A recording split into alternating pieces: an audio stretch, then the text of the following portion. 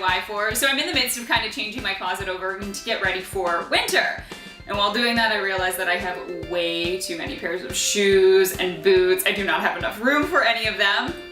So instead of getting rid of anything, I decided that it's not that I have too many pairs, it's that I don't have enough room for them. I don't have the proper storage for it. So I decided that I'm going to build myself a shoe rack so I can store shoes underneath and on top, maximizing the space in my closet.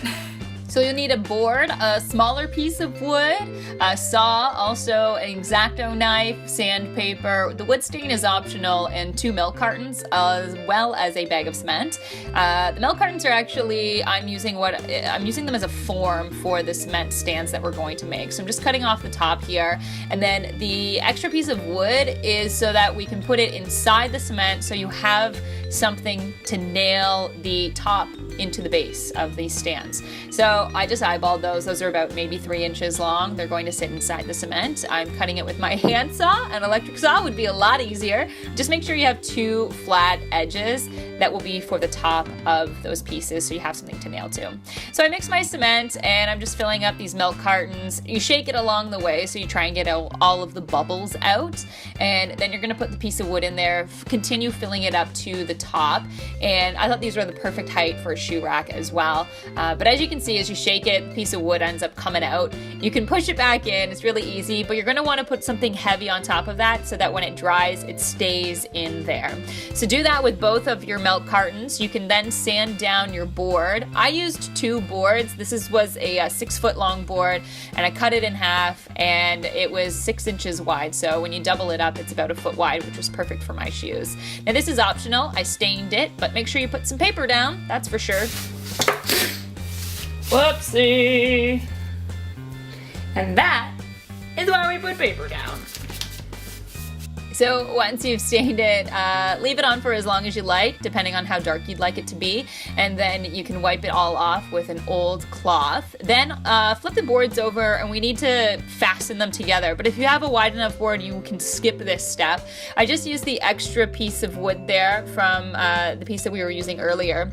As you can see, I was just showing you, you don't want the nail to be too much longer than that board there, or else it will stick through this board that I'm nailing into on the other side, which I don't want it to show. So I nailed those 2 pieces in there just to provide some more stability. And then the next day, I, as you can see, have my cement stands here. I put these coasters on top, and it weighted them enough. I wanted it to be flush, but it's not flush with the cement. It's okay. It's still a lot stable, but milk cartons are great for using as a cement form. It peels off really easily, as you can see there. So once that's done, I am just marking 4 inches in on the top and the bottom on each side of these so that I know where I need to nail into the wood piece that is in the cement. It's a very small piece, so I want to make sure that this is as precise as possible. And I just nailed that in on both boards on each side, and that is all there is.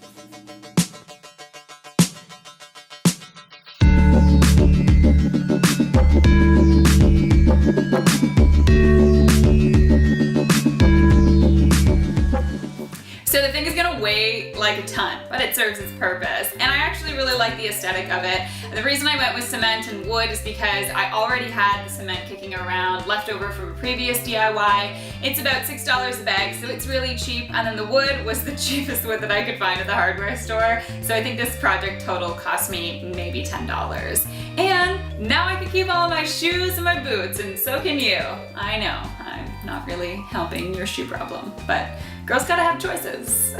If you like this DIY and you make yourself a shoe rack, please send me some photos. You can follow me on Instagram and on Twitter at @JanelleSteeper. Love to see what your DIY looks like, so tag me in those, and don't forget to subscribe because I will be back next Wednesday with a new DIY. Cheers.